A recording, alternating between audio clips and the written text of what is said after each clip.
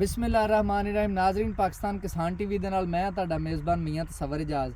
अज दा सवाल बड़ा अहम जे ते मकई लाने वाले तमाम जिम्मेदार ना चुप करके ते जरा इत्थे बही हो हिले हुल्ले कोई ना गल ये अज असीं गल करनी है। दो साडे कोल कंपनियां ने खास जिहड़ियां मकई दे बीज देण वालियां।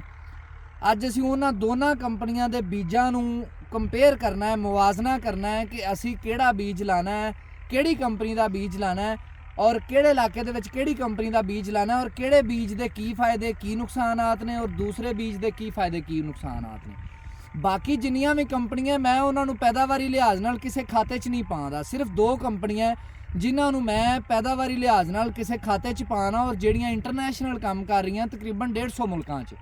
उहदे विच एक कंपनी है साडे कोल पायनीयर ते दूसरी डिकाल्ब, जिन्हों आम लफ्जां च तुसीं मोनसैंटो भी कह दिंदे जी।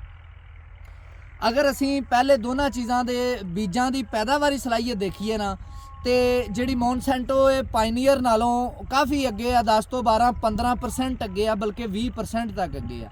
यानी जिहड़ी जगह ते जिहड़ी कंडीशन दे विच पायनीयर जिहड़ा है वो 140 मन पैदावार देगा, उस कंडीशन दे विच उस माहौल दे विच जिहड़ा मोनसैंटो 152, 55, 60 मन पैदावार भी दे सकता है।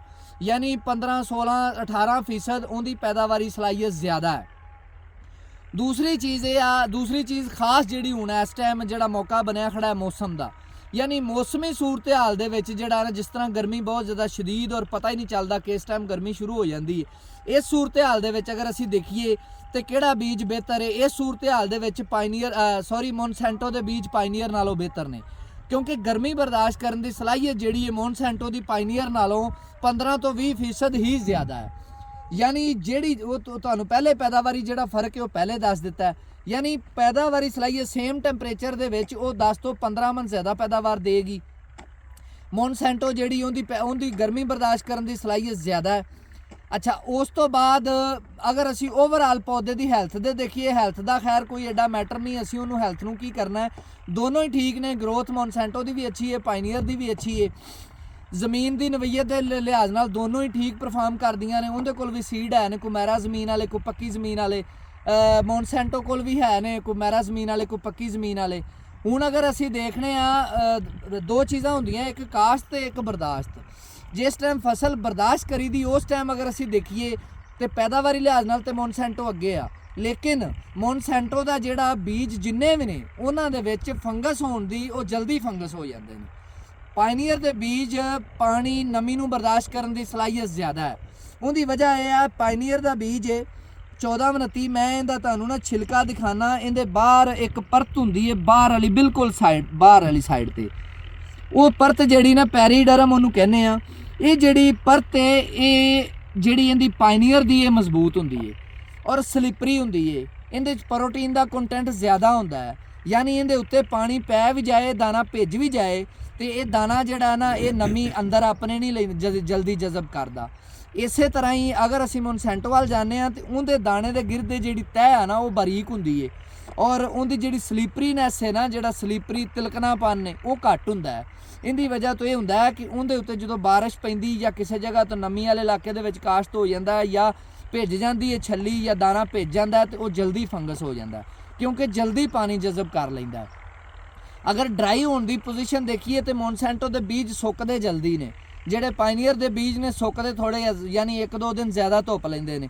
उनकी वजह यह कि इहदे च अगर नमी वड़ना मुश्किल है तो इहदे चों नमी निकलना भी मुश्किल है, और मोनसैंटो के बीजों के विच नमी वड़ना आसान है तो नमी निकलना भी आसान है।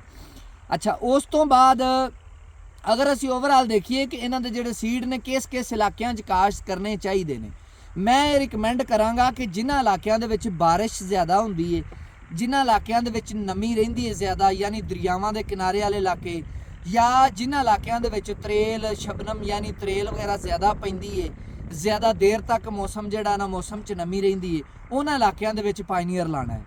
मिसाल के तौर पर अगर असी देखने साडा सियालकोट है, नारोवाल है, साडा लाहौर है, कसूर है, इधरों दपालपुर, हवेली लखा, दपालपुर तक ये जिहड़ी बैल्ट है अगर असी देखिए टैक्नीकली सिर्फ ये बैल्ट जिहड़ी ना पायनीयर के बीज लई बेहतरीन है।